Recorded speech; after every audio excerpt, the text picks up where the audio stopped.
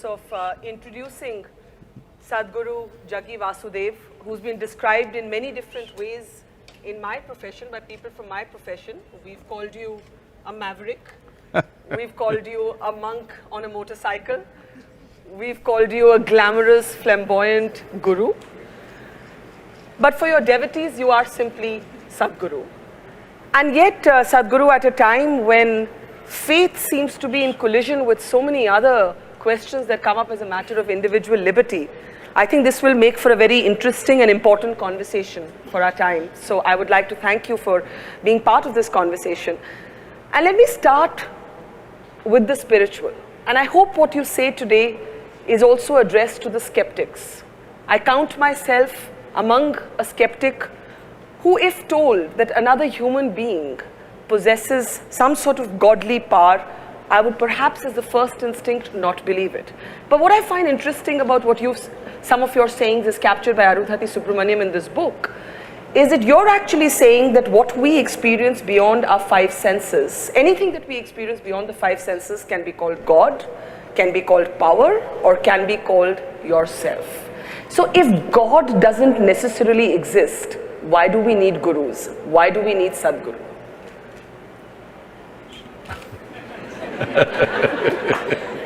Is there my microphone? Okay, that's good.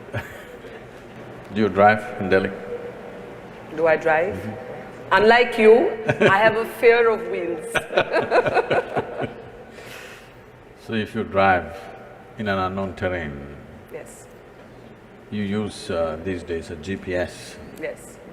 Usually a strange woman will tell you, turn right, you turn right. She says, turn left, you say, turn left. She says, make a U-turn, you make a U-turn. Why? Simply because you're not familiar with the terrain. When you're in an unfamiliar terrain, it is sensible to take instructions. So, are you saying gurus are the new GPS? Not new. Long time ago we've been, for a very long time, way before the GPS came.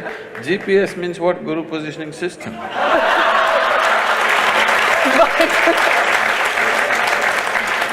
But you know, I have to say that while I don't drive, I've often sat in a car and heard that girl's voice on Google Maps, and often Google Maps does not give you the right advice. You can change it to your man's voice if you wish. This beginning of this conversation perhaps underlines that you are atypical. You're atypical of what we imagine gurus to be. We expect people who don't crack jokes. We expect people who don't have a zest for life. Somehow all of our spirituality has traditionally been centered around giving up, around abstinence of some kind, abstaining from pleasures, from denying creature comforts. Why do you believe that the material can coexist with the spiritual? It's not that I believe, it's only because you have a body, which is your physicality. You have a life within. If you did not have a body, if you're disembodied, I'm not going to talk to you. Yes. Because with disembodied beings, you don't have conversations, okay? I know people… People do talk to ghosts. People are trying to do that these days. Yes. Because they're not in talking terms with the living. They choose the dead. Because you can make the dead speak whatever you want. The living will speak what they want. It's a big problem. It's a very serious problem in a conversation, because I will say what I want to say. But if I was dead, you can make me say whatever you want to say. But can because you can do both sides of the conversation. But if your philosophy, or you hate the word philosophy, I know, if your technology of inner engineering, and we'll talk more about that in just a moment, is available to all of us to, in a sense, find strength within ourselves, Sadhguru, then does that mean that the atheist and the agnostic and the skeptic can also embrace spirituality? Is inner engineering only for those who believe, or is it for anyone who asks questions? The previous question is a loaded one, still not answered fully. Yes, I know, I haven't given up on it yet. Coming to this, See, you're putting atheists and agnostics and skeptics together. It's a wrong classification. Atheists and theists are together, they're one kind.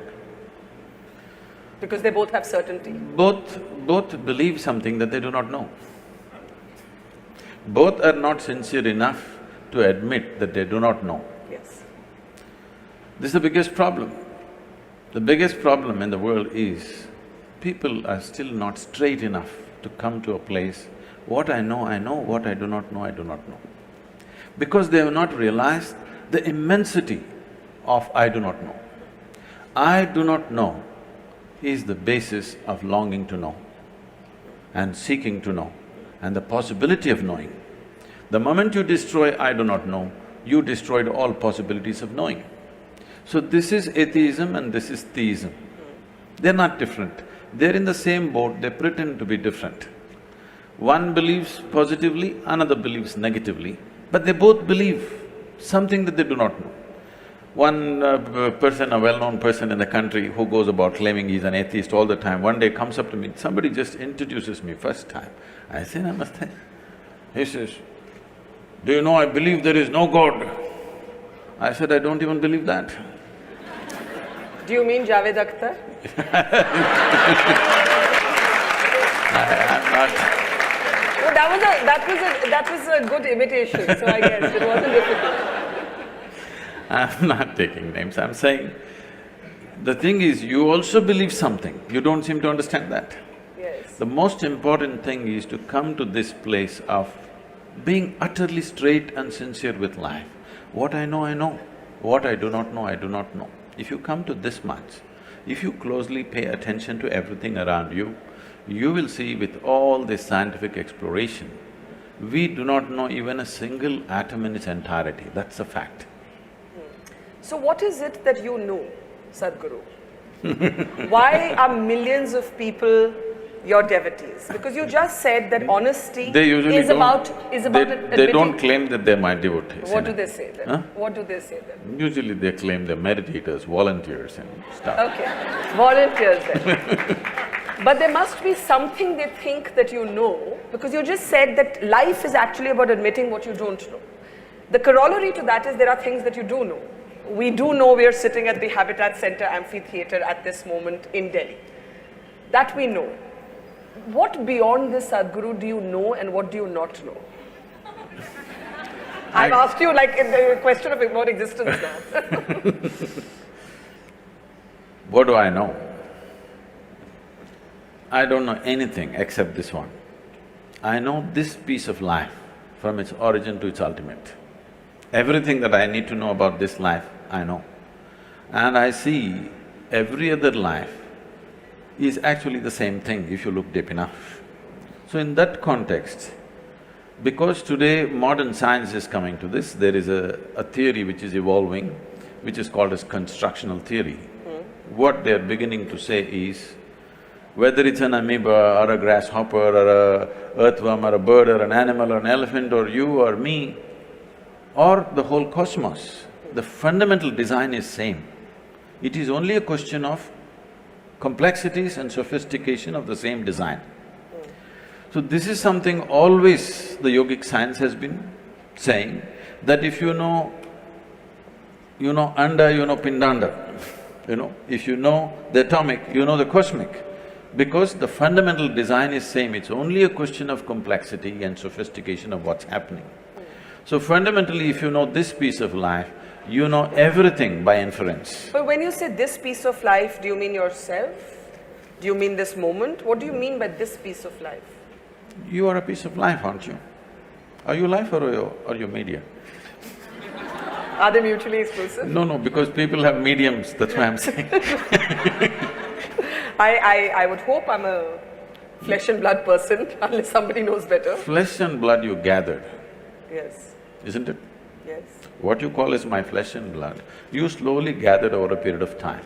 If this much accumulation of flesh and blood, this much impressions have to be gathered, there must be something more fundamental, isn't it?